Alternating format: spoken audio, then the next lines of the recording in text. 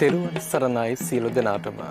අකුසලින් දුරුව කුසල් මත පිහිටා ඔබගේ ජීවිතය සාර්ථක කරගන්නට අවශ්‍ය වන සද්ධර්මයේ සංවේදනය කරන බෞද්ධ රූපවාහිනියේ මේ පැයට නියමිත උතුම් වූ දායකත්ව ධර්ම දේශනාව මෙලෙසින් ආරම්භ කරන්නට මේ සූදානම.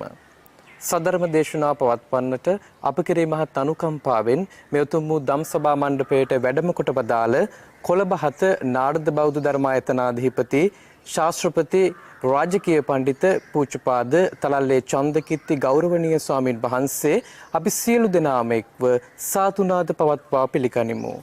සාධු සාධු සාධු. 2019 මැයි මාස 16 වෙනි දින අභාවප්‍රාප්ත වූ නීතිඥ ඩේවිඩ් ධර්මපාල වීරක්කොඩි මැතිතුමන්ට නිවන් සුවය ප්‍රාර්ථනා කිරීම පිණිස දයාබර බිරිඳ වන මල්ලිකා වීරක්කොඩි මැතිණිය පුතුණුවන් වන හිටපු අමාත්‍ය නීතිඥ චන්දිම වීරක්කොඩි මැතිතුමන් වෛද්‍ය චමිලා ලියනගේ මැතිණිය සහ වෛද්‍ය චින්තා ලියනගමගේ දියණිය ඇතුළු පින්වත් පිරිස උතුම් වූ ධර්ම දේශනාව මෙලෙසින් මුළු ලෝකයටම සංනිවේදනය කරන්නට පින්බර දායකත්වයෙන් කටයුතු කරන්නේ.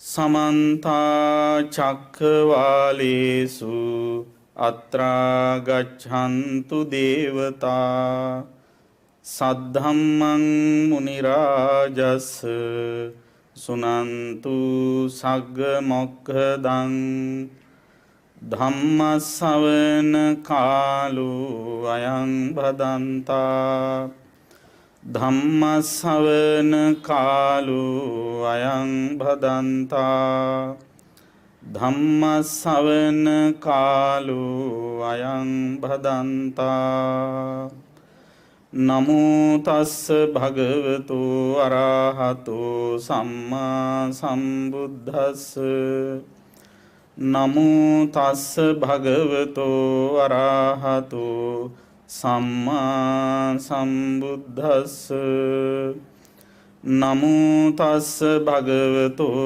අරහතෝ සම්මා සම්බුද්දස්ස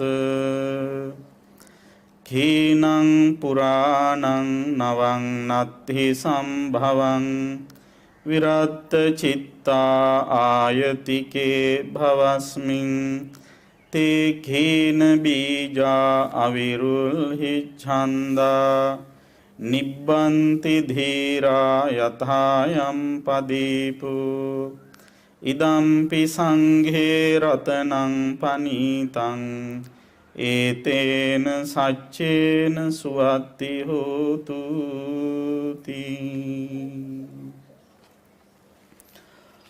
ශ්‍රද්ධාවන්ත සත්පුරුෂ පින්වත්නි, දැන් හැම දිනාම සූදානම් වෙන්නේ ධර්ම ශ්‍රවණය කරන්න.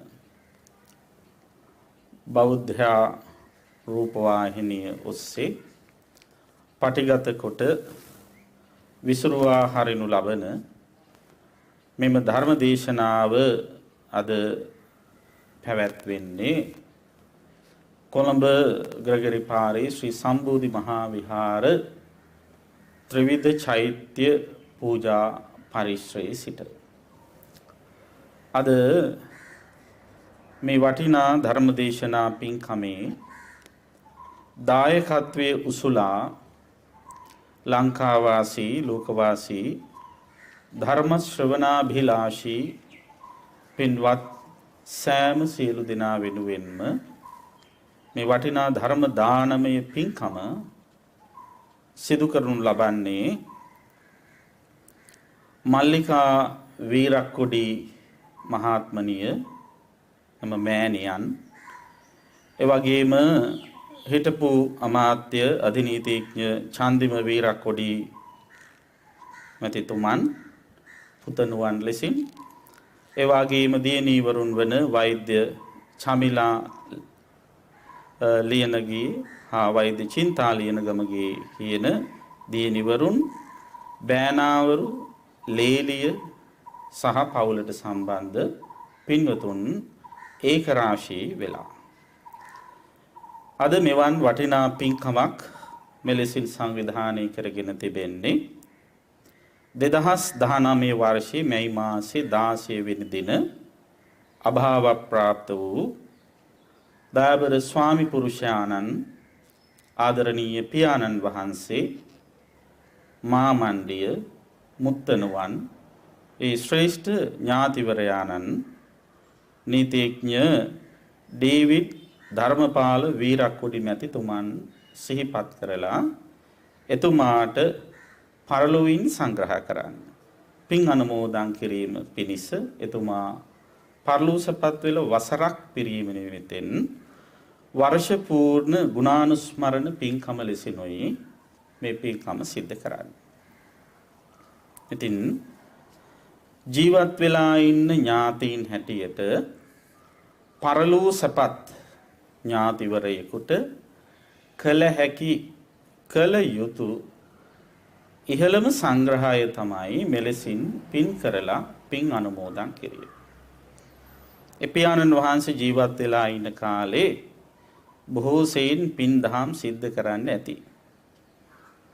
ධර්මපාලතුමාගේ නමේ කෑලි දෙකකුත් තියෙනවනේ නේද? දොන් කෑලි විතර අඩු.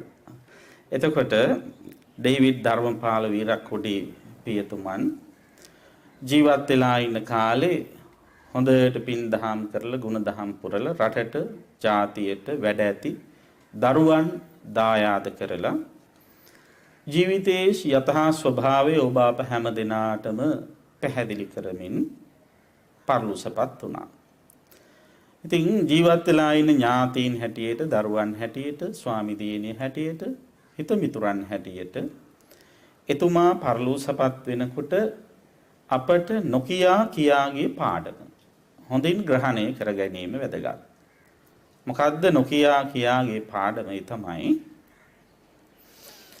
කවදා හරි දවසක මා යන ගමන ඔබටත් යන්න වෙනවා. එහෙම යන වෙලාවට අතට ගන්න හැම දෙයක්ම දාලා යනවා. ගෙනියන්නේ හිතට ගන්න දේ විතරයි. හොඳට හිතන්න බලන්න. හිස් අතින් මේ ලෝකෙට ආපු අපි හිස් අතින් මේ ලෝකේ අතහැරලා දාලා යනකම් ඒ සඳහා කරන්නේ මොකද්ද? හොඳින් කල්පනා කරලා බැලුවොත් හිස් අතින් ඇවිල්ලා හිස් අතින් යනකම් කරන්නේ ඒ සඳහා දුක් විඳින එක විතරයි. ජීවත් වෙනවා කියලා කියන්නේ ඕක තමයි.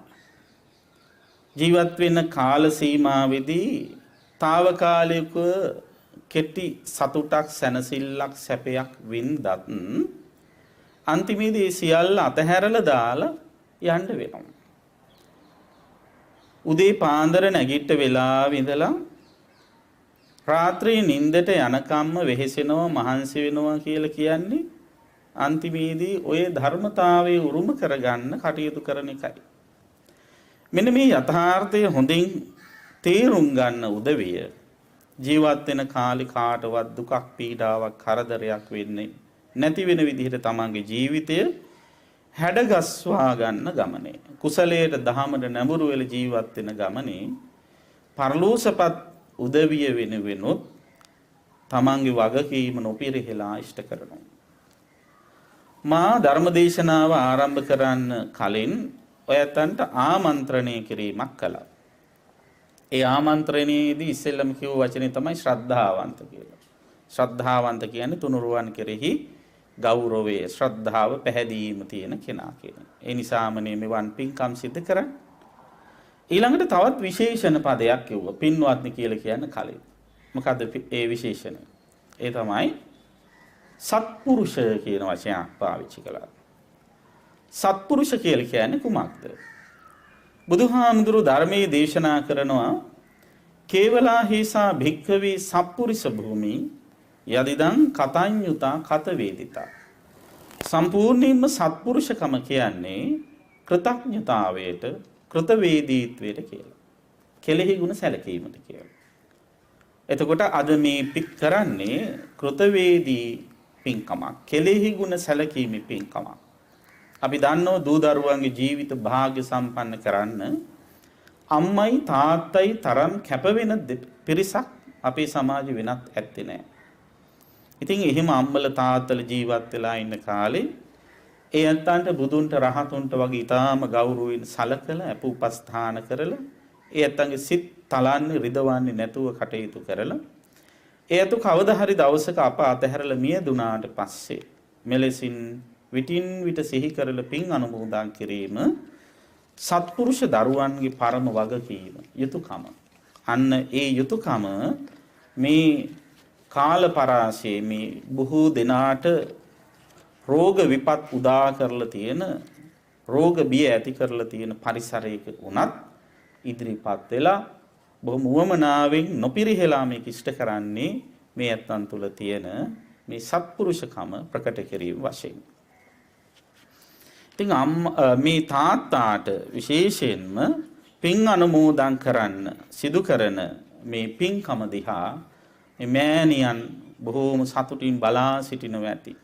අනේ මගේ දරුවෝ ටික එකතු වෙලා මගේ දයාබර ස්වාමි පුරුෂයාණන්ගේ ගුණ සිහි කරගෙන එතුමාට පින් අනුමෝදන් කරන්න මේ පින්කම සූදානම් කරලා දුන්නනේ කියලා එතුමියක් අප්‍රමාණව දරුවන් ගැන හිතලා සතුටු වෙනවා ඇති.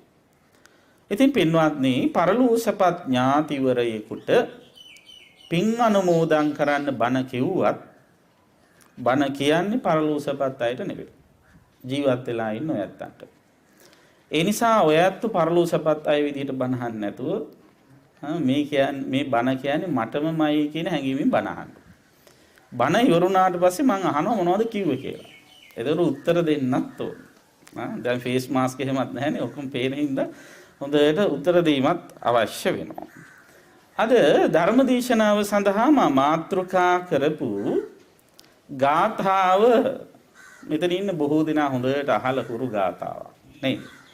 කීනං පුරාණං නවං නත්හි සම්භවං විරත්ත චිත්තා ආයතිකී භවස්මින් ආදි වශයෙන් කියවෙන ගාථා. මේ රෝග බිය දුක් විවිධ භය ඉපදිච්ච මෙවන් වකවානුවක අපේ බෞද්ධ ජන සමාජය තුළ නිතරම භාවිතා වෙන සූත්‍රයක්. මොකද සූත්‍රය? ඒ තමයි රතන සූත්‍රය. නිතර කියවෙනවනේ මේ දවස්වල. එතකොට මෙන්න මේ රතන සූත්‍ර දේශනාවෙහි සඳහන් වෙන ගුණ ගායනාවන් තමයි මූලික වෙන්නේ. බුද්ධ ධම්ම සංඝ කියන ගුණ ගායනා කෙරෙන ගාථා පන්තියක් තමයි රතන සූත්‍රයේ තියෙන්නේ. එතකොට සංඝ ගුණ ගායනා කෙරෙන අවසාන ගාථාව විදිහට තමයි මේ ගාථාව රතන සූත්‍රයට ඇතුල් වෙන්නේ. මේ සූත්‍රය ආශ්‍රය කරගෙන තමයි මම අද ධර්ම දේශනාව පවත්වන්න බලාපොරොත්තු වෙන්නේ. මේ ගාථාව මුල් කරගෙන. අපි ඉස්සෙල්ලාම මේ ගාථාවේ සරල අදහස මතක තියාගන්න උත්සාහවත් වෙමු. කීනං පුරාණං නවං නත්ති සම්භවං. කීන කියලා කියන්නේ ක්ෂය කරලා දැම්ම කියන එකයි. තුනී කරලා දැම්ම කියන එක, නැති කරලා දැම්ම කියන එක. මොනවද ක්ෂය කරලා දැම්මේ, නැති කරලා දැම්මේ? පුරාණං. පුරාණ කියන වචනේ එතන පාවිච්චි කරන්නේ පුරාණ කර්ම කියන එකට. පෙර කරපු කර්ම. පෙර කරපු කර්ම ක්ෂය කරලා දැම්ම, නැති කරලා දැම්ම. කවුරු ගැනද දැන් මේ කියවන්නේ? සංඝ ගුණ. මහරහතන් වහන්සේගේ ගුණයක් ගැන මේ කියන්නේ. එතකොට මහරහතන් වහන්සේ පෙර කරපු කර්ම, අතීත කර්ම ක්ෂය කරලා තියෙනවා. එතකොට මේක අහුවාම කෙනෙකුට හිතෙන්න පුළුවන් එහෙමනම් ඔය ඕනෑ තරම් රහතන් වහන්සේලාට අතීත කර්ම විපාක දීලා තියෙන්නේ නේද? අපි දන්නවා දැන් ලෝසක කියලා මහරහතන් වහන්සේ කෙනෙක් හිටියා. අන්තිම ආත්ම භවයේදීත් රහත් වෙලත් කුස පිරෙන්න ආහාරයක් ලැබුණේ නැහැ. ද්වේෂ සහගතව මහරහතන් වහන්සේ නමකගේ දාන වේල වළක්වපු එකේ කර්ම විපාකයට බලන්න රහත් වෙලත් අන්තිම භවයේදී කුස පිරෙන්න ආහාරයක් ලැබුණේ නැහැ. ඒ කියන්නේ රහතන් වහන්සේට කර්ම විපාක දීලා තියෙනවා. ඊළඟට අපි දන්නවා බුදුරජාණන් වහන්සේ දෙස බැලුවොත් බුදුහාමුදුරන්ට යම් යම් ශාරීරික පීඩා තිබිලා තියෙනවා කර්ම විපාක විදිහට. කල්ප ගණනාවකට කලින් බෝධිසත්වයන් වහන්සේ විදිහට බුද්ධත්වය පිණිස හිත අදිෂ්ඨානයේ පිහිටුව ගන්න කලින් මල්ලව පොර ශූරයෙක් වෙලා ඉඳෙද්දී ප්‍රතිවාදියා උස්සලා පොළොවේ ගහලා කොන්ද කඩලා තියෙනවා. එතකොට ඒකේ විපාක විදිහට බුදුවන ආත්ම භාවයේදී තද බල විදිහේ හිසේ කොන්දේ අමාරුවක් ඇවිල්ලා තියෙන බුදුහාමුදුරන්. ඊළඟට තවත් තැනක මාළු බාන තැනකට වෙලා මාළු බාලා අර වතුරෙන් ගොඩට දාපු මාළුව උඩ පැන පැන දඟලනකොට ජීවිතේ බේරා ගැනීමට දඟලනකොට ඒ දිහා බලාගෙන සතුටු වෙලා තියෙනවා. ඒ සතුටු වීමේ විපාක විදියට ඊටාම තදබල හිසේ කැක්කුමක් උන්වහන්සේට තිබෙනවා. කල්ප ගානක් තිස්සේ ආපු. බුදු වෙන ආත්මයේ තීතේ කිස්මතු වෙලා තියෙනවා. එතකොට බලන්න දැන් අපේ සමාජයේ ඉන්නවනේ සමහරු කවුරු හරි කරන හොඳ දෙයක් දිහා බලලා සතුටු වෙනවනේ, පින්කමක් දිහා බලලා සතුටු වෙනවා. අනේ කොච්චර හොඳයිද අපිට කරගන්න බැරි වුණත් ඒ අය කරනවනේ කියලා හිම හිතලා සතුටු වෙනවා. අපි ඒකට කියන අනුමෝදනා කියලා. මොනවා අනුමෝදන්? පින් අනුමෝදන්. පින් අනුමෝදන් වෙන්න පුළුවන් වගේම පවුත් අනුමෝදන් වෙන්න පුළුවන්. පව් අනුමෝදන් වෙනවා කියන්නේ මොකක්ද? පින් අනුමෝදන් වෙනවා කියන්නේ තව කෙනෙක් කරන හොඳ දෙයක් දිහා බලලා සතුටු වෙන එක. වචනාර්ථය අනුමෝදනා. අනු කියන්නේ අනුව, මෝදනා කියන්නේ සතුට. මෝදනා කියන්නේ සතුට. ඒතර අනුව සතුටු වීම අනුමෝදනාවයි. පින් අනුව සතුටු වෙන එක පින් අනුමෝදන් වීම. එතකොට සතුටු වෙන්නේ පින් අනුව විතරක් නෙමෙයි. සමහරු පව් අනුවත් සතුටු වෙනවා. කොහොමද? කවුරු හරි දෙන්නේ රණ්ඩු වෙනෝ දිහා බලාගෙන ඒ තුලින් තෘප්තියක් විඳින අය අපේ සමාජයේ ඉන්නවද නැද්ද? කොච්චර ඉන්නවද? දැන් දෙන්නේ ගහ ගන්නව දැක්කහම පැත්තකට වෙලා ආසාවෙන් දිහා බලාගෙන ඉන්න අය. ගහ ගන්න දෙන්න රණ්ඩු වෙන දෙන්න ගුටි කාලා දෙන්නට මෙපා වෙලා රණ්ඩු නැවැත්තුවාම බලන් ඉන්න එක්කෙනාට දුකයි. අපරාධ ඉක්මනට නැවැත්තුව තව චුට්ටක් ගහගත්තා නම් හොඳයි කියලා. එහෙම හිතන අය කොච්චර ඉන්නවද? නේද? අනුන් අපහසුවට දුකටපත් වෙනව දැකලා සතුටු වෙන අය. කවුරු හරි දුවන එක්කෙනෙක් එක සැරේට ඇදගෙන වැටුනොත් ඒ වැටිල්ල දිහා බලලා hina වෙන අය, හැල්ලුවට ලක් කරන අය කොච්චර ඉන්නවද? ඒ වගේම අපේ සමාජයේ ඉන්නවා එක එක්කෙනාගේ විකෘති ආශාවන් දිහා බලලා සතුටු වෙන අය ඉන්න ඕන තරම්. ඒතකොට ඒ සතුට කුමක්ද? ඒ සතුට පව් අනුමෝදන් වෙන එක. එතකොට පින් අනුමෝදන් වෙනවා වගේම පවුත් අනුමෝදන් වෙනවා. එතකොට දැන් අර මාළුවා ගොඩ දාපු මාළුවා මැරෙන්න දීලා ඒ දිහා බලාගෙන සතුට ඒකෙන් තෘප්තියක් විඳිනවා නම් ඒක පවක්. එතකොට ඒ වාගේ සමහර ක්‍රීඩා තියෙනවා. හිතුවට ඒක ලොකු සතුටක් වින්දනය කරන ආස්වාදනීය දෙයක් කියලා හරියට බැලුවොත් පව්. දැන් හොඳට ගත්තොත් ඔය රෙස්ලින් බොක්සින් වගේ ක්‍රීඩා තියෙනවා. ඒ ක්‍රීඩාවක් බලන කෙනෙක් බලන්න. සාමාන්‍ය ක්‍රීඩාවක් නෙවෙයි ඕනෑම දර්ශනයක් නරඹනකොට. චිත්‍රපටයක් වෙන්න පුළුවන්, ටෙලිනාට්‍යයක් වෙන්න පුළුවන්, දේශපාලන සංවාදයක් වෙන්න පුළුවන්. මොකද කරන්නේ? මානසිකව අපි පක්ෂග්‍රාහී වෙනවා. ඒ බලන දර්ශනයේ දිහා. කොහොමද පක්ෂග්‍රාහී වෙන්නේ? අපි කැමති අය සහ අකමැති අය කියලා කොටස් දෙකක් බෙදා ගන්නවා. ඒ බෙදාගෙන බලද්දී අපි අකමැති කෙනා කැමති එක්කෙනාට ගැහුවොත් රිදෙන්නේ කාටද? බලන් ඉන්න අපිට රිදෙන්නේ. නේද? අපි කැමති එක්කෙනාට අකමැති එක්කෙනා බැන්නොත් රිදෙන්නේ කාටද? අපිට. අපරාධේ මං හිටියේ නම් මං එයාට කියනවා මං දන්නව කරන දේ ආදි වශයෙන් අපි ඒ ගැන ගැටෙනවා, පැටලෙනවා. අන්න පව් අනුමෝදන් වෙන හැටි. නේද? ඒ නිසා ඒ තුලින් දන්නේම නැතුව අකුසල් පහළ වෙනවා.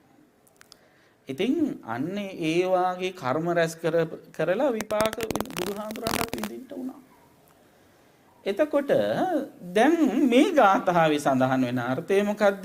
මේ ගාථාවේ සඳහන් වෙනවා පුරාණ කර්ම ඔක්කොම ක්ෂය කරනවා කියලා රහතන් වහන්සේ. එතකොට පුරාණ කර්ම ඔක්කොම ක්ෂය කරලා තියෙනවා නම් කොහොමද මේ විපාක දෙන්නේ කියලා කෙනෙකුට ප්‍රශ්නයක් නැගෙන්න පුළුවන්. අන්න ඒ ප්‍රශ්නේ ඇති වෙන්නේ නැහැ මේ ගාථාවේ ඊළඟට සඳහන් වෙන පදය තේරුම් ගත්තා. මොකද ඊළඟට සඳහන් වෙන්නේ කීනං පුරාණං කියලා ඉවරලා ඊට පස්සේ සඳහන් වෙන්නේ නවං නත්ති සම්භවං. නවං නත්ති සම්භවං කියන්නේ නැවත අලුත් භවයක උපදවන සුළු සම්භවය ඇති කරවන අලුත් භවයක පහළ කරවන්නට හේතු වෙන පුරාණ කර්මයි නැති කරලා තියෙන්නේ. එතකොට මේ හැම පුරාණ කර්මයක්ම නෙවෙයි. මතු භවවල උපත සකස් කරන්නට හේතු වෙන කර්ම තියෙනවා. දැන් හිතන්න අපි මේ භවයේදී මොනවා හරි කුසල කුසල කර්ම කරනවා. ඒ කර්මවල සමහර කර්ම තියෙනවා ditta ධම්ම වේදනීය විපාක වශයෙන් විපාක දෙනවා. ditta ධම්ම වේදනීය කියන්නේ මොනවද? මෙලොවදීම විපාක දෙන කර්ම. තවත් කර්ම જાතියක් තියෙනවා උපපජ්ජ වේදනීය විදිහට සැකසෙනවා විපාකය. ඒ කියන්නේ උපපජ්ජ වේදනීය කියලා කියන්නේ මරණින් පස්සේ ඊළඟ සමීපතම අවස්ථාවේ ඊළඟ භවයේදී විපාක දෙන කර්ම. අපරාපරිය වේදනීය කර්ම කියලා තව කර්ම જાතියක් තියෙනවා. ඒ කියන්නේ මරණින් පස්සේ ඊළඟ භවයේදී නෙවෙයි සංසාරේ මොන යම්ම ආත්මයකදී හරි විපාක දෙන කර්ම. තව කර්ම જાතියක් තියෙනවා අහෝසි කර්ම කියලා විපාක නොදී අහෝසි වෙන ඒවා. එතකොට දැන් මෙතන කියන්නේ මෙන්න මේ උපපාජ්‍ය වේදනීය සහ අපරාපරිය වේදනීය වශයෙන් කර්ම සැකසීලා තියෙනවා කෙනෙකුට මෙලොවදී කර්ම කරපු කර්මයක්. ඒ කියන්නේ ලබන ආත්ම විපාක දෙන්න හරි මරණින් පස්සේ මොනියම් ආත්මිකදී හරි විපාක දෙන්න කර්ම සැකසීලා තියෙනවා කරපු කර්මයක්. එහෙම සැකසීලා තියෙන අතරේ මේ කෙනා කල්යාණ මිත්‍ර උතුමෙකුගේ ආශ්‍රය ලැබලා එහෙම නැත්නම් බුදුරජාණන් වහන්සේකින් ධර්මය අහලා මහරහතන් වහන්සේ නමකකින් ධර්මය අහලා කාගෙන් හරි ධර්මය අවබෝධ කරගෙන රහත් වෙනවා. රහත් වුණා මොකද වෙන්නේ? රහත් වුණාම රහතන් වහන්සේ මරණින් පස්සේ ආපහු උපදින්නේ නැහැ.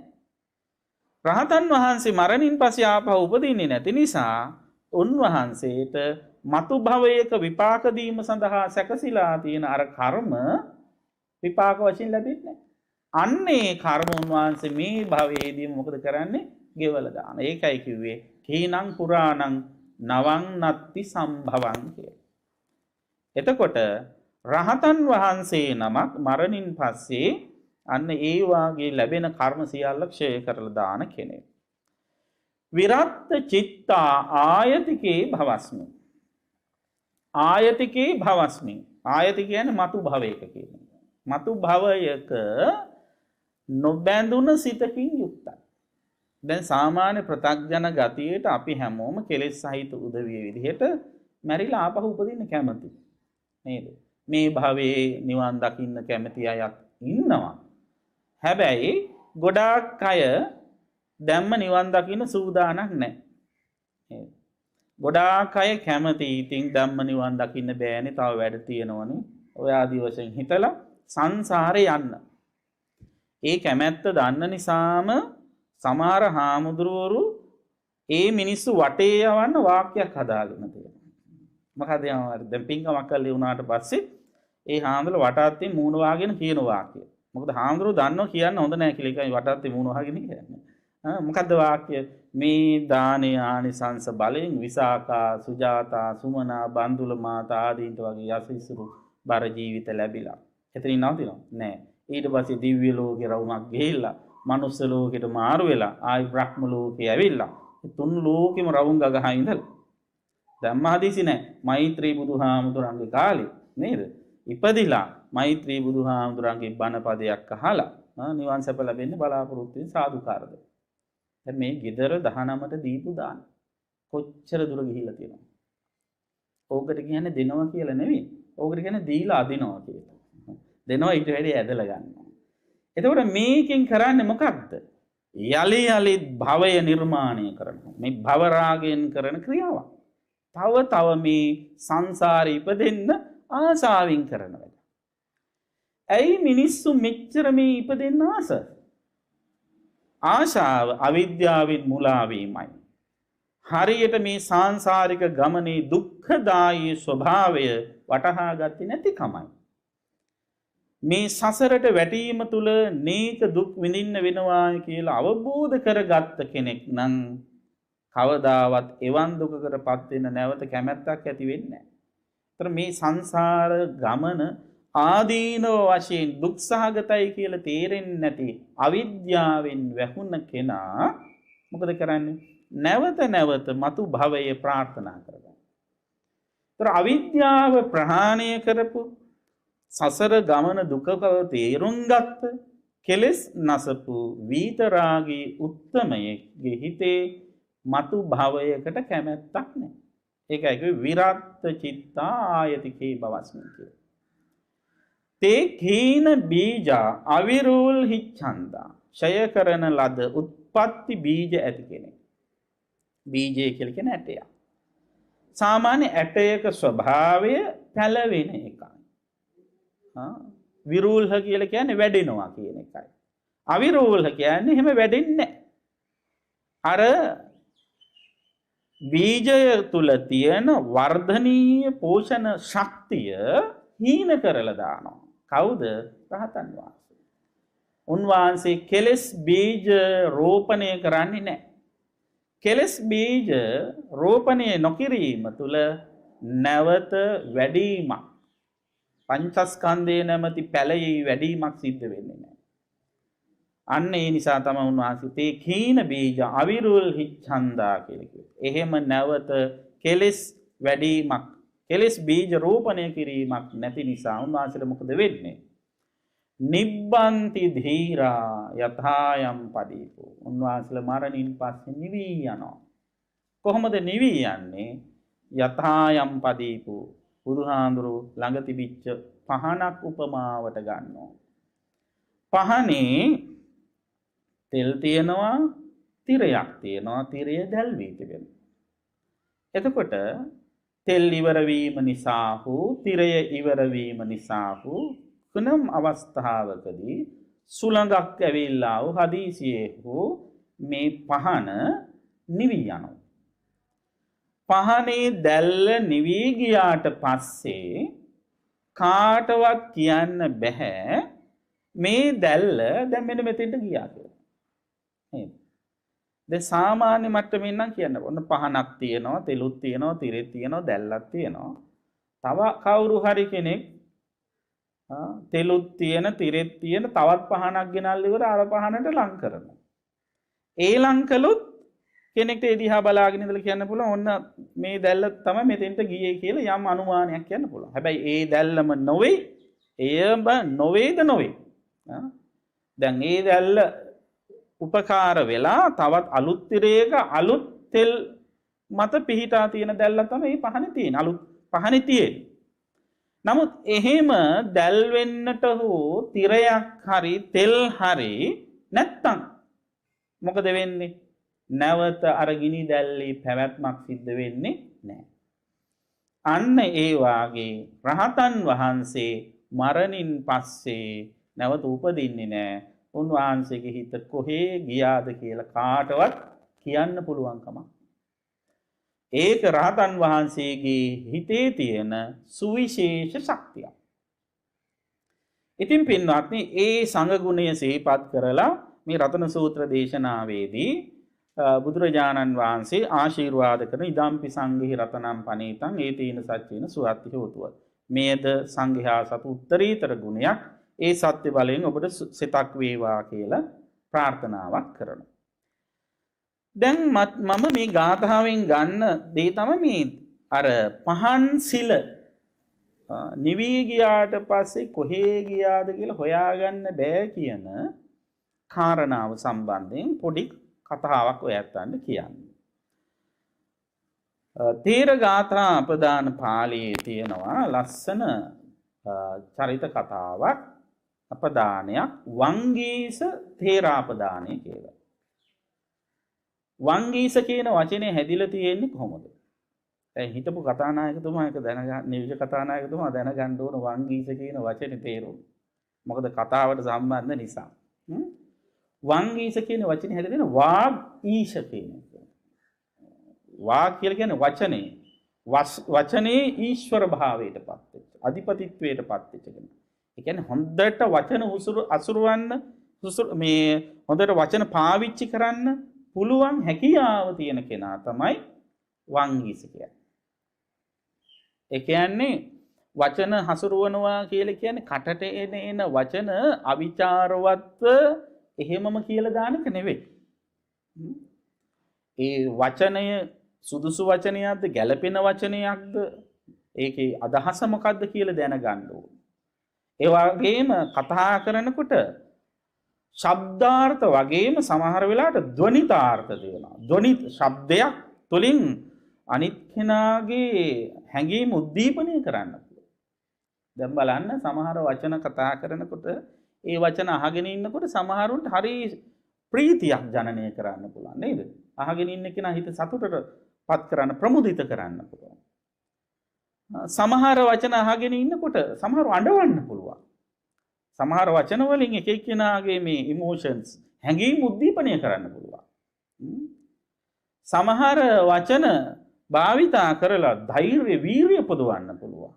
නේද? එතකොට අන්න ඒවා තමයි ධ්වනිතාර්ථ කියන්නේ. එතකොට ඒ අදාළ ශබ්ද ධ්වනිය අදාළ තැනට පාවිච්චි කරනවා. ඒතර වංගීස කෙනෙකුගේ වාග් ඊශ්වරයෙකුගේ හැකියාව ඒකයි.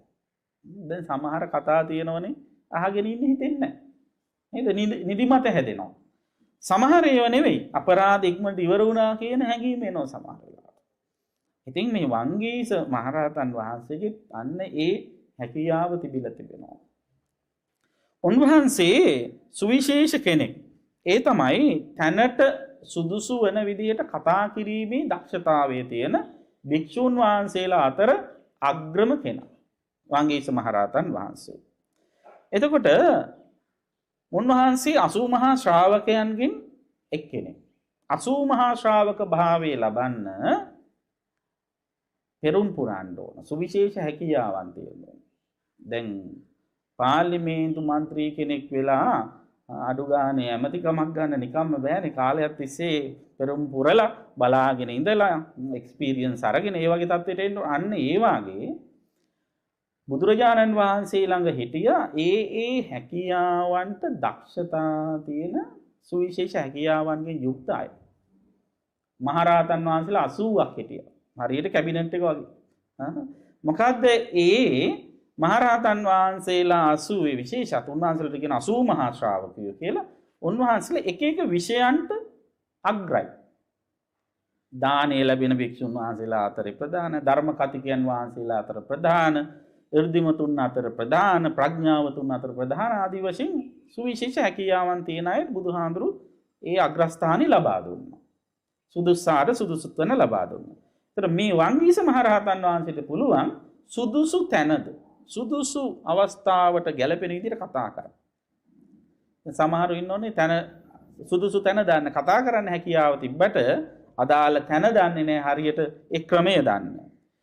ඉතින් මේ මහා ශ්‍රාවකයෙක් වෙන්න පෙරම් පුරන්න ඕන කල්ප ලක්ෂයක්. එතකොට මේ අපේ බුදුහාමුදුරන්ගේ කාලේ මහා ශ්‍රාවක භාවයේ ලබාගත් ඔක්කොම රහතන් වහන්සේලා බහුතරයක් පදුමුත්තර කියන බුදුහාමුදුරන්ගේ කාලේ. පියුමතරා බුදුරජාණන් වහන්සේගේ කාලේ තමයි ඒ සුවිශේෂ පාරමී පුරන්නට ආරම්භ කරලා තියෙන්නේ.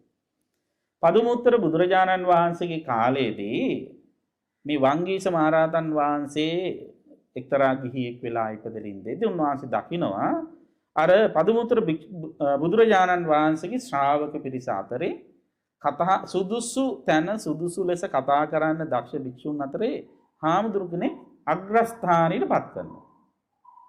දැකලා උන්වහන්සේටත් හිතනවා නේ මටත් කවදා හරි බුදුහාමුදුරු කෙනෙක් ළඟ මෙන්න මේ තනතුර ලබා ගන්න නැත්නම් කියලා කැමැත්තක් ඇති.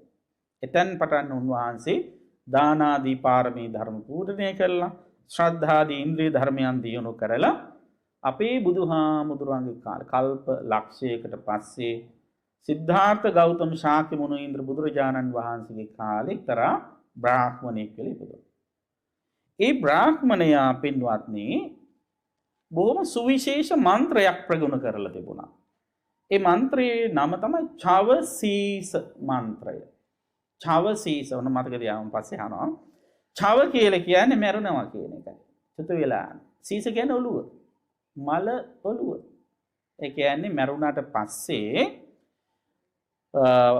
කොහේ හරි මල මිනි අරගෙන ගිහිල්ලා වල දැම්මහම ඉතින් ශරීරයේ තියෙන අර හැම ඔක්කොම දියවිල ගියාට පස්සේ ඇටසැකිලි ඉතුරු වෙනවා. ඒ ඇටසැකිල්ලෙන් මිනි ඔළුව ගලවගෙන ආවා. මෙයාට පුළුවන් මේ බ්‍රාහ්මණයට පුළුවන් හැකියාවක් තියෙනවා. මොකද මිනි ඔළුවට තට්ටු කරලා කියන්න පුළුවන්ලු. ඒක ශාස්ත්‍රයක්. තට්ටු කරලා කියන්න පුළුවන් මෙයා මැරිලා මෙන්න මේ තැන තමයි ඉපදිලා ඉන්නේ කියලා. බලන්න ඒක හිත දියුණු කිරීමෙන් කරනු ලබන ශාස්ත්‍රයක්. දැන් අද කාලේ නම් යම් යම් ශරීර කොටස් අරගෙන DNA පරීක්ෂා කරලා එහෙම යම් දත්ත ඉදිරිපත් කිරීමක් තියෙනවනේ. මේක මනස දියුණු කිරීම තුළ ඇති කරගන්න ලබන සුවිශේෂ ඥානය. ඉතින් මෙයාට පුළුවන් ওই විදිහට ඔළුවට අර මිනි ඔළුවට තට්ටු කරලා ඉපදිච්ච තැන් කියලා. අද කාලේ වගේම එදා කාලෙත් මිනිස්සුන්ට තිබුණා බොහෝම ලොකු ආශාවක්. මොකක්ද ඒ ආශාව? අපිත් එක්ක ජීවත් වෙලා ඉන්න උදවිය මැරුණාට පස්සේ කොහෙද ඉපදිලා ඉන්නේ කියලා දැනගන්න ආසාව. එහෙම තියෙනනේ ආසාව. ගියේ නැද්ද ඇමතිතුමා තාත්තා කොහෙද ඉපදිලා කියලා ඉන්න යන සාතරයක් එනවාට. යනෝනේ සමහර වෙලාවට නේද? සාතර අහලා අනේ මේ පෙරේතේ හඬින්ම කතා කළානේ කියලා අර අගේට හිටපු ඥාතිය පෙරේතය අරගෙන ගෙදර එන අවස්ථා වුණ තරම් තියෙනවා අපේ සමාජයේ. ඉතින් සමහර වෙලාවට අන්න ඒ වගේ ආශාවල් තියෙන මැරිලා කොහේ ඉපදිලා ඇද්ද දන්නේ නැහැ දැන් ආදී වශයෙන් එක එක්කෙනා කතා කරනවා සාකච්ඡා කරනවා නේද? ගොඩාක් ලොකු ආශාවල් තියෙනවා. ඉතින් ඒ නිසාම ඔය සාත්‍රකාරයෝ එක එක අය ලොකුවට පෝසත් වෙනවා. හැබැයි කොරෝනාවත් එක්ක සාත්‍රකාරයිට ඔක්කොම හැංගිලා දැන්. ඒකත් එක්කම කොහේ ආගිය අතක් නැති අවස්ථාවක් අපි දකින්න ඔය අයට. ඉතින් කෙසේ වෙතත් කමක් නැහැ. එක එක ශාස්ත්‍ර එදා ඉඳලා ලෝකෙ තිබුණා. ඒවා නිවනට හේතු වෙන දේවල්ම නොවේ. ඉතින් මේ වංගීස බ්‍රාහ්මණයා එයාට තියෙන සුවිශේෂ හැකියාවෙන් ජීවත් වෙලා ඉන්න මිනිස්සු ළඟට ගිහිල්ලා කියනවා මට පුළුවන් ඔයාගේ නෑ මැරිච්ච නෑ ඉපදිච්ච තැන් කියන්න කියලා. ඉතින් එයා අර ඔලුව ගෙනල්ලා දුන්නාම අර හිස් කබලට තට්ටු කරලා මැරිච්ච තැන් කියන. ඉතින් ගාන ගෙවනවා. ඉතින් මේක දැන් මේ පලාතෙම ප්‍රසිද්ධ වුණා. හැමෝම මොකද කරන්නේ? මෙයාට කියලා තමන්ගේ නෑයන්ගේ ඉපදිච්ච තැන් අහගන්නවා. කොහොම තනින් තන මේ ඔළුවලට තට්ටු මිනි හිසට තට්ටු කරමින් ඉපදිච්ච තැන් කියගෙන යන ගමනේ සවැත් නුවරටත් මේ මිනිස්සයා ලං වුණා. ගෝල පිරිසකුත් එක්ක දැන් මහ විශාල පිරිසක් මේ වගේ ආශ්චර්යමත් දෙයක් කරනකොට එකතු වෙන පිරිසකුත් ඉන්නවනේ. ඒ පිරිසත් එක්කම දැන් සවැත් නුවරට ලං වුණා.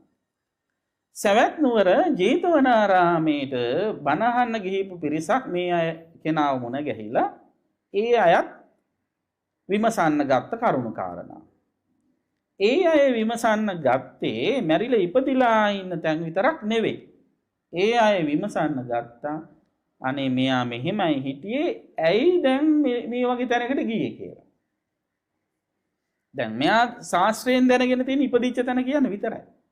එතන ඉපදෙන්න හේතුව කියන්නේ මෙයා දැනන් හිටියේ නැහැ. එතකොට මේ වංගීසගෙන මන්නම් ඒ හේතුව දන්නවා. එතකොට අර ශ්‍රාවකයෝ ටික කියන අර ජේතවනාරාමේ ඉඳලා බණ අහලා ආපු අය කියන බුදුහාමුදුරන්ගෙන් අහුවොත් හේතුවක් කියන්න පුළුවන්. උන්වහන්සේ එකක් දන්නවා. ඉතින් මෙයාට ආසාව හිතුන බුදුහාමුදුර ගාවට ගිහිල්ලා ඒ ශාස්ත්‍රෙත් ඉගෙන ගන්න. බුදුහාමුදුර හොයාගෙන ඉන්න පිටත් වුණා. ඒ අතරේදී බුදුහාමුදුරන්ට දැනුණ දිවසින් තේරුණා මේ වංගීස බුදුහාමුදුර හොයාගෙන යනවා කියලා. ඉතින් මොකද කළේ? බුදුහාමුදුරුවෝ ළඟ ඉන්න කෙනෙක් ලවා ගිහි කෙනෙක් ලවා මැරිච්ච මිනිස්සුන්ගේ හිස් කබල් 4ක් ගෙන්න ගත්තා. මූලික හිස් කබල් 4ක් ගෙන්න ගත්තා. මොකද ඒ හිස් කබල් 4 එක්කෙනෙක් මැරිලා අපායේ ගිහපු එක්කෙනෙක්. එක්කෙනෙක් තිරිසන් සතෙක් වෙලා ඉපදිච්ච කෙනෙක්. ඒ වගේම එක්කෙනෙක් දිව්‍ය ලෝකේ ඉපදිච්ච කෙනෙක්. එක්කෙනෙක් මනුෂ්‍ය ලෝකේ ඉපදිච්ච කෙනෙක්. ඔන්න 4ක්. ඒ අතරේ වෙනමම හිස් කබලක් ගෙනල්ලා තිබුණා. ඒ පිරිනිවන් පාපු රහතන් වහන්සේ කෙනෙකුගේ හිස් කබල. දැන් මේ තැනත්තා ආවට පස්සේ බුදුහාමුදුරුවෝ මෙයත් එක්ක කතා කළා. බුදුරජාණන් වහන්සේගේ තියෙනවා පින්නතුනි සුවිශේෂ ගුණයක්. ඒ තමයි කෙනෙක්ව ආකර්ෂණය කර ගැනීම හැකියාවක් තියෙනවා. දැන් මේ වංගීස බුදුහාමුදුරුවෝ ළඟට යනවා කියලා දැනගත් අර ගෝලයෝ ටික මෙයාට කියනවා අනේ ඔබතුමා හින්දා තමයි අපිත් කාලේ ඇඳලා ඉන්නේ. යන්න නම් එපා බුදුහාමුදුරුවෝ ගාවට ගියොත් ආයේ එන්නේ නැහැ. උන්වහන්සේට තියෙනවා මහා මායාවක්. ඒ මායාවට කියන්නේ ආවර්තනී මායාව. ආවර්තනී මායාව කියන්නේ Taman දෙසට ඇදලා ගැනීමේ මායාව. ඒකට આવුනොත් ආයි කවුරුවත් එන්නේ නැහැ. එහෙනම් යන්න නම් එපා කියලා. නෑ මං ගිහිල්ලා එන්නම් මම මේ ශාස්ත්‍රය ඉගෙන ගන්නම් කියලා. ඉතින් මොකද්ද හරියටම බැලුවොත් මේ ආවර්තනී මායාව අමුතු මායාවක් නෙවෙයි. පළවෙනි දේ තමයි බුදුහාමුදුරන් මිනිස්සු ආකර්ෂණය වෙන්න හේතුව බුදුහාමුදුරන්ට උන්වහන්සේ පුබ්බහාසී කවුරු හරි කෙනෙක් බුදුහාඳුර ගාවට ආවහම බුදුහාඳුර මොකද කරන්නේ? ඉස්සෙල්ලාම hina වෙනවා. අන්න පුබ්බහාසි. ඔබත් පුරුදු වෙන්න ඕන ඉතාලම හොඳ ගුණයක්. එයා මාත් එක්ක hina වුන්නේ නැහැ නේ. එයා hina වෙනකම් මාත් hina වෙන්නේ නැහැ කියලා නිකන් ඉන්න එපා. පුබ්බහාසි. සල්ලි යන්නේ නැහැ නේ. අව්‍යාජව තමන්ගේ හිනහව පළ කරන්නේ. ලංකාවේ මිනිස්සු ප්‍රසිද්ධ වෙලා තියෙන මේ අව්‍යාජ නිර්මල හිනාවටනේ. නේද? අපේ හිනාව කොච්චර මාකට් කරන්න පුළුවන්ද ලෝකෙ? විදේශිකයන් බොහෝ දෙයින් ආකර්ෂණය කරන්නට පුළුවන් හේතුවක් වෙලා තියෙනවා. ඉතින් බුදුහාමුදුරුවෝ ළඟ තියෙන මේ ගුණය පුබ්බහාසි. ඊට පස්සේ පුබ්බභාසි දෙවැනි එක. පුබ්බභාසි කියලා කියන්නේ හැමෝටම කලින් බුදුහාමුදුරුවෝ කතා කරනවා. එයා මාත් එක්ක වචනයක්වත් කිව්වේ නැහැ. මම මොකටද එයාත් එක්ක කතා කරන්න යන්නේ කියලා ආඩම්බරකමින් ඉන්නේ. බුදුහාමුදුරුවෝ අහනවා කොහොමද සැපසනීප? කාලද ඉන්නේ? වේදනාවල් අසනීපකම් තියනවද? ඔය ඔක්කොම පවුලේ තොරතුරු එහෙම අහලා සුහද වෙනවා. ඒක අනිත්තර බ්‍රාහ්මණ සමාජයේ තිබෙන එකට හරියම උද්දච්ච ආඩම්බර මිනිස්සු. ඉතින් ඕනෑම ජන සමාජයක කෙනෙකුට බුදුහාඳුරන්ගේ මේ සුහදශීලී පිළිගැනීම තියෙන නිසා මිනිස්සු ස්වභාවයෙන්ම ආකර්ෂණය වෙනවා. උන්වහන්සේට තිබුණා බොහොම ලස්සන රූ සපුවක්, ඒ වගේම බොහොම මිහිරි නාදයක් තිබුණා. බොහොම ඉවසීමේ කරුණාවේ ගුණ උන්වහන්සේ තුළ තිබුණා. ඒව තමයි ආකර්ෂණීය ගති. අමුතු මායාවල් නෙවෙයි ඒවා. ඉතින් බුදුහාමුදුරුවෝ ළඟට මේ බ්‍රාහ්මණය වංගීස ගියාම බුදුහාමුදුරුවෝ කරුණ කාරණා කතා කරලා එයා කියනවා බ්‍රාහ්මණයා කියනවා මට තියෙන මේ වගේ හැකියාව. ඉතින් බුදුහාමුදුරුවෝ කියනවා හොඳයි මටත් ඒ හැකියාව බලා ගන්න අවශ්‍යයි කියලා අර හිස් කබල් ටික දුන්නා. මුල් හිස් කබල් ටික පෙන්නවා. හරි මේ තට්ටු කරලා කියනවා මෙයා අපාය ඉපදෙලා ඉන්නේ. මෙයා මනුෂ්‍ය ලෝකේ ඉන්නේ. මෙයා මේ තිරිසන් සතෙක් කියලා ඉන්නේ කියලා කිව්වා. ඒ ටික හරියටම හරි. ඊළඟට රහතන් වහන්සේගේ හිස් කබල දීලා කිව්ව මේ කොහෙද ඉපදෙලා ඉන්නේ කියලා කියන්නේ. තට්ටු කළා. ඉපදිච්ච තැනක් හොයාගන්න බැහැ. බ්‍රාහ්මණය කියනවා මට පේන්නේ නැහැ ඉපදිච්ච තැන. ඒතර බුදුහාඳුරගෙන ඔබ දන්නේ නැති වුණාට මම දන්නවා. මොකද්ද උනේ කියලා. ඒතර බුදුහාඳුරන්ට කියනවා මට මේ ශාස්ත්‍රය උගන්වන්න කියලා. බුදුහාඳුර කියන ශාස්ත්‍රය උගන්වන්න ඔහොම බෑ. පැවිද්ද ලබා ගන්න. මෙයා ශාස්ත්‍රය ඉගෙනීමේ අභිලාෂයෙන් පැවිදි වෙන්න එක උනා. පස්සේ මෙයා පැවිදි කළා. පැවිදි කරාට පස්සේ ආට සුදුසු භාවනා කර්මස්ථානයක් ලබා දුන්නා. භාවනා කර්මස්ථානයේ හොඳට ප්‍රගුණ කිරීම තුළ මේ තැනැත්තා ටික දවසකින්ම සියලු කෙලෙසුන් ප්‍රහාණය කරලා මහරහතන් වහන්සේ නමක් බවට පත් වුණා. මහරහතන් වහන්සේ නමක් බවට පත් වුණාට පස්සේ අර සාත්‍රය අහගෙන බුදුහාඳුරු ගාවට යන්න උවමනාවක් නැහැ. මොකද මහරහතන් වහන්සේට අත්වෙන ස්වභාවය එයා ප්‍රත්‍යක්ෂ වශයෙන්ම අවබෝධ කරගත්ත නිසා. මොකද්ද මහරහතන් වහන්සේට අත්වන ස්වභාවය? ඒ තමයි මරණින් පස්සේ නැවත භවයකට යන්නේ නැහැ.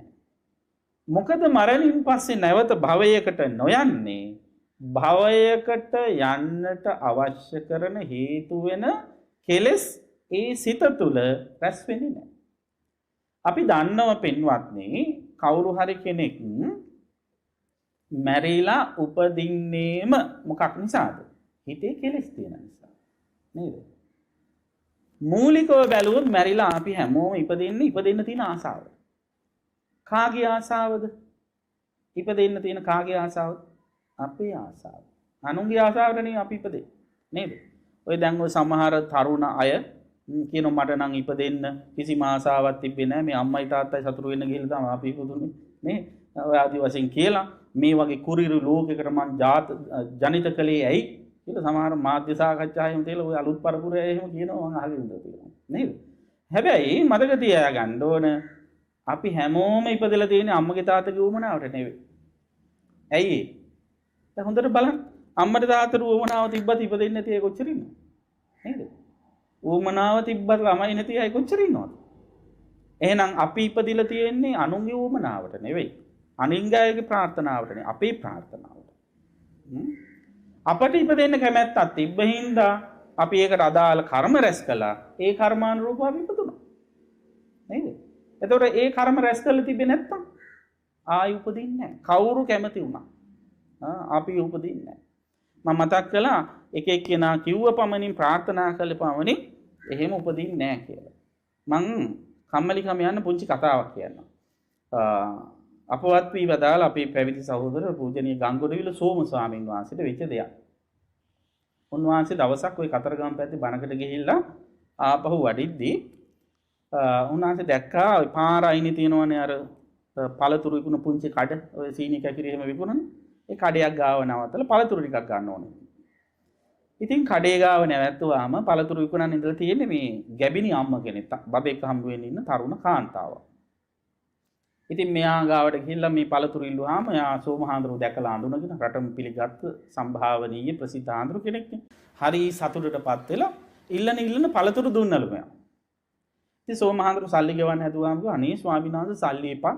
ඔබ වහන්සේට පළතුරු ටිකක් පූජා කරන්න ලැබිච්ච කොච්චර පිනක්ද? මට මේ පිනම ඇති කියලා. ඊට පස්සේ ඉතින් සල්ලි ගත්තේ නැති හින්දා සෝමහාඳුරු මෙයාට පින් දුන්නලු. සල්ලිත් ගත්තේ නැහැ. එහෙනම් මම ඔයාලට ආශිර්වාදයක් කරන්නම්. ඔයාලට බබෙකුත් හම්බ වෙන්න ඉන්නවනේ. ඒ නිසා මම ප්‍රාර්ථනා කරනවා ඔයාලට වාසනාවන්ත දරුපතක් සිද්ධ වේවා කියලා මම ප්‍රාර්ථනා කරනවා කියලා කිව්වා. එහෙම කිව්වාට පස්සේ ප්‍රති උත්තර දෙන්න මෙයා දැනන් හිටියේ නැහැ. එහෙම ප්‍රාර්ථනාවක් කළාම මොකද්ද කියන්න ඕන කියලා. ඒ නිසා සාම්ප්‍රදායික මේ උපාසකම්මත් ගත් කඩටම කිව්වා ස්වාමීන් වහන්සේටත් එසේම වේවා කියලා මම ප්‍රාර්ථනා කරනවා කියලා. දන්න තරමේ සෝමහාඳුරන්ට කිසිම කරදරයක් වුණේ නැහැ. අන්න ඒ වගේම එක එක්කෙනා ප්‍රාර්ථනා කරා කියලා අනුන්ට ළමයි හම්බ වෙන්නේ නැහැ. එතකොට කවුරු හරි මේ ලෝකයට එනවනම් එන්නේ Taman විසින් ඇති කරගත්ත ගොඩනගාගත්ත කර්ම ශක්තියට අනුව. අන්නේ කර්මවලට අපි නමක් දෙනවා සංස්කාර කියලා. එතකොට ඒ සංස්කාර වල විපාකය තමයි ප්‍රතිසන්දි විඥානය. අපි කියන එකට සංකාරපච්චය විඥානං කියලා.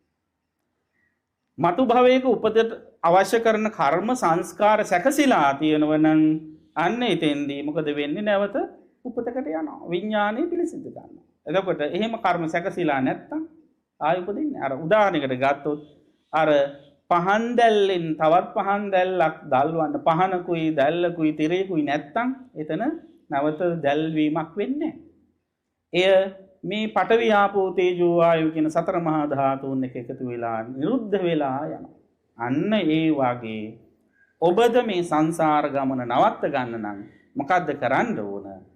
මේ සංස්කාර ගොඩ නැගෙන එක පුළුවන් තරම් අඩු කරගන්න.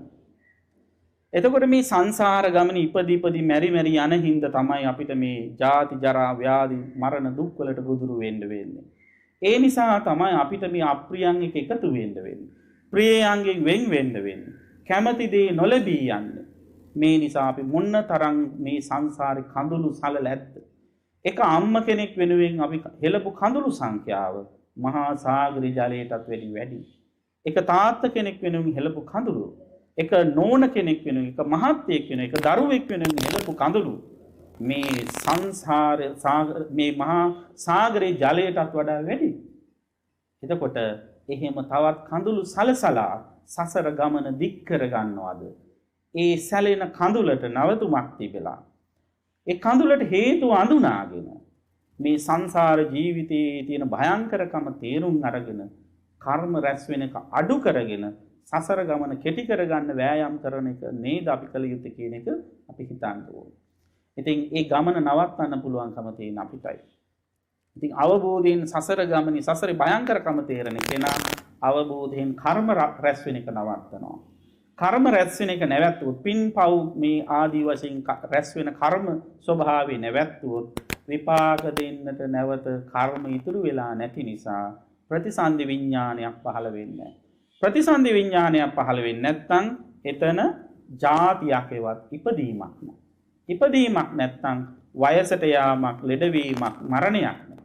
වයසට යාමක් ලෙඩවීමක් මරණයක් නැති තැන දුකක් නෑ. දුකක් නැති තැන තියෙන සැපත. උපත නැති කිරීමෙන් ලැබෙන සැපත තමයි නිවන. ඒ නිවන නිවන් සැප ලැබේවා කිව්ව ගමන් සාදු කිව්වට ලැබෙන්නේ නැහැ. අවබෝධයෙන් තේරුම් අරගෙන ප්‍රත්‍යක්ෂ කරගත යුතු ගමනක් තුලින් ලැබෙන අග්‍රඵලය තමයි නිවන. ඒ නිසා පින්නතුනි අන්න ඒ තත්වයටපත් වෙන්නට පුළුවන් තරම් කර්ම රැස් වෙන එක සංසාරයේ භවය දික් කරන්නට හේතුවක් වෙනවා කියලා තේරුම් අරගෙන පුළුවන් තරම් සිතින් කයින් වචනෙන් හොඳ දේවල් කරන්න නිස්සරණ අධ්‍යාසය. අනවශ්‍ය ලෞකික අපේක්ෂා බලාපොරොත්තු නැතිව. එතකොට අන්න ඒක කුසලයක් බවට පත් වෙනවා. නිස්සරණ අධ්‍යාසයෙන් ලෞකික හැඟීම් වලින් තොරව කරන හොඳ ක්‍රියාව කුසල. කුසලය කර්මයක් බවට පත් වෙන්නේ නැහැ. විපාකදායි කර්ම වෙන්නේ නැහැ. ඒව ක්‍රියා වෙන. රහතන් වහන්සේලාගේ සිතේ පහළ වෙන්නේ කුසල ක්‍රියාසිත. එතකොට ඒ ක්‍රියාසිත වල නැවත භවය සැකසීමක් වෙන්නේ නැති නිසා ඒ වගේ කර්ම ඒ වගේ ක්‍රියා සිද්ධ කරන කෙනාගේ සසර ගමන කෙටි කරගන්න පුළුවන්.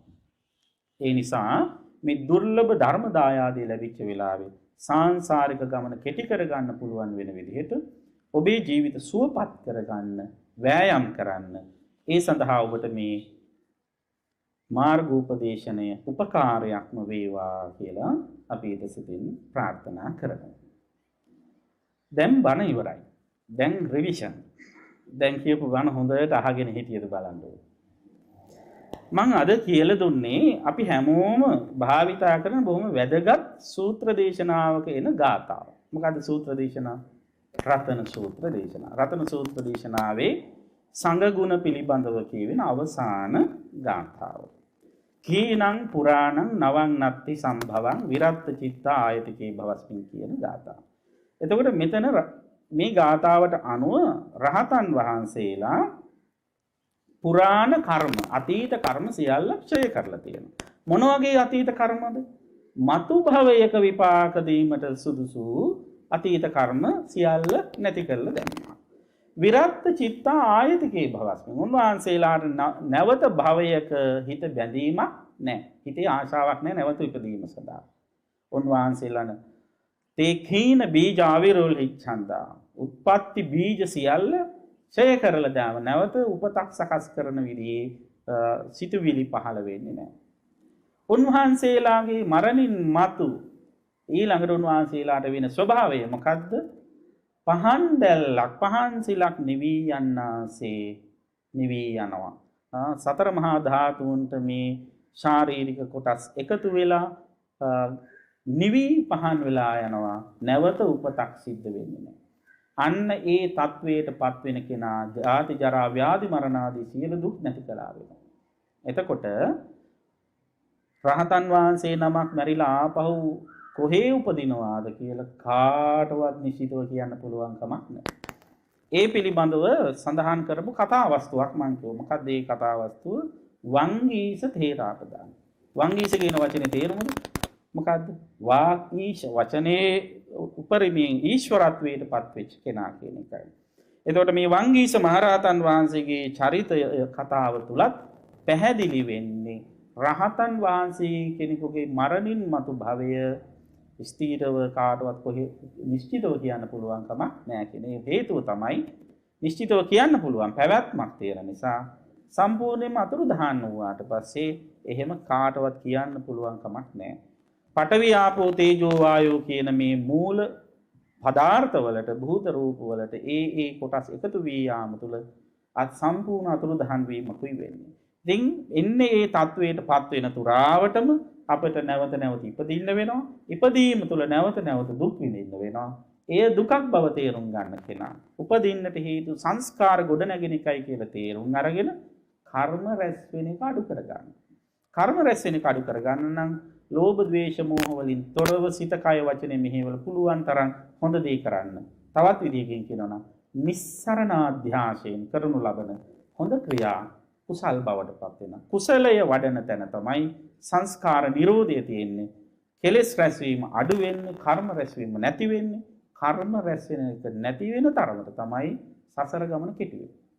අන්න ඒක කෙටි කර ගැනීම තමයි මේ දුර්ලභ ලැබිච්ච මනුෂ්‍ය ජීවිතයෙන් අපි සිදු කළ යුතු වන්නේ. එලෙසින් කටයුතු කරන්න හැමත ශක්තිය, ධෛර්යය, වාසනාව උදා වේවා කියලා අපි සිතින් ප්‍රාර්ථනා කරගන්නවා. ආකාසට්ඨා ච බුම්මට්ඨා දේවා නාග මහිද්దికා පුඤ්ඤන්තං අනුමෝදිත්වා චිරං රක්ඛන්තු ශාසනං චිරං රක්ඛන්තු දේශනං චිරං රක්ඛන්තු ත්වං සදා. ධර්ම ශ්‍රවණානි සංසෙන් හැමත උතුම් නිවන් සුව සැලසේවා. පින්වත්නි, අද මේ උතුම් ධර්ම දේශනාවේ දායකත්වයේ කුසලා කටයුතු කළේ මල්ලිකා වීරක්කොඩි මෑණියන්, ඒ වගේම හිටපු අමාත්‍ය අධිනීතිඥ චන්දිම වීරක්කොඩි මහත්මයා, වෛද්‍ය චමිලාලේනගේ සහ වෛද්‍ය චින්තාලේනගමගේ දියණිවරුන්, බෑනාවරු සහ ලේලිය, ඒ පවුලේ පින්නතුන් ඒක රාශි වෙලා මීට වසරකට කලින් අභාව ප්‍රාප්ත ආවර ස්වාමි පුරුෂයාණන් පියාණන් වහන්සේ මාමණ්ඩිය මුත්තරුවන්, ඒ ශ්‍රේෂ්ඨ ඥාතිවරයාණන් නීතිඥ ඩේවිඩ් ධර්මපාල වීරක්කොඩි මැතිතුමන් සිහිපත් කළ එතුමාට පරිවෙන් සංග්‍රහ කිරීමටයි ඉතින් බොහෝ දිනාට ධර්ම ශ්‍රවණය කරන්න අවකාශ සලසා දීලා පහල කරගත්ත මේ උතුම් ධර්ම දානමය කුසල බලයෙන් පරලෝසපත් නීතිඥ ඩේවිඩ් ධර්මපාල වීරක්කොඩි පියාණන් වහන්සේ ප්‍රමුඛ පරලෝසපත් සියලු ඥාතීහු තම තමන්ගේ භව ගමන සුවපත් කරගනිත්වා කියලා සාදු කියලා ඥාතීන් දෙන්නේ. ලෝකියත් සම්බුද්ධ ශාසනයත් සුරකින්න සීල දෙවියෝ පින් අනුමෝදන් වෙත්වා. මේ හැම දිනාටම දෙවියන්ගේ ආශිර්වාද උදා කරත්වා. අපේ රටට මුළු ලෝකෙට උදා වෙලා තියෙන මේ වසංගත රෝගී ස්වභාවය වහා මේ මව්බිමෙන් පුරන් කරන්ට දෙවියන්ගේ හැම ආශිර්වාදයක්ම හිමි කර දෙත්වා කියලා සාදු කියලා දෙවියන් දෙන්නේ. මේ උතුම් කුසල් බලෙන් හැමත මෙලොව සුව වේවා, පරලොව සුව වේවා, හැකි තරම් ඉක්මනින් උතුම් නිවන් සුවත් සැලසේවා කියලා සාදු කියලා ප්‍රාර්ථනා කරනවා. හැම දිනාටම තෙරුවන් සරණයි. සාදු සාදු සාදු. ඒ උතුම් වූ සදරම දේශනා පවත්වා වදාළ කොළඹ 7 නාරද බෞද්ධ ධර්මායතනාධිපති ශාස්ත්‍රපති රාජකීය පඬිත පූජ්‍යපාද තලල්ලේ චන්දකිත්ති ගෞරවනීය ස්වාමීන් වහන්සේට තවත් চিරාත් කාලයක් මෙවැනි වූ ශාසනික කටයුතු සිදු කරන්නට ශක්තිය, ධෛර්යය, නිදුක් නිරෝගී චිරජීවනයම ලැබේවායි අපි සියලු දෙනාම එක්ව සාතුනාත් පවත්වා ප්‍රාර්ථනා කරමු. සාදු සාදු සාදු. සදරම දේශනාවේ දායකත්වයේ දරූ පින්වත් පිරිසට ගෞරවනීය ස්වාමීන් වහන්සේට පරිස්කාර පූජා කරන්නට ආරාධනා කරමින් අපතුමු මහා සංඝරත්නය මෙලෙසින් වන්දනා කරමු. සාදු සාදු සාදු.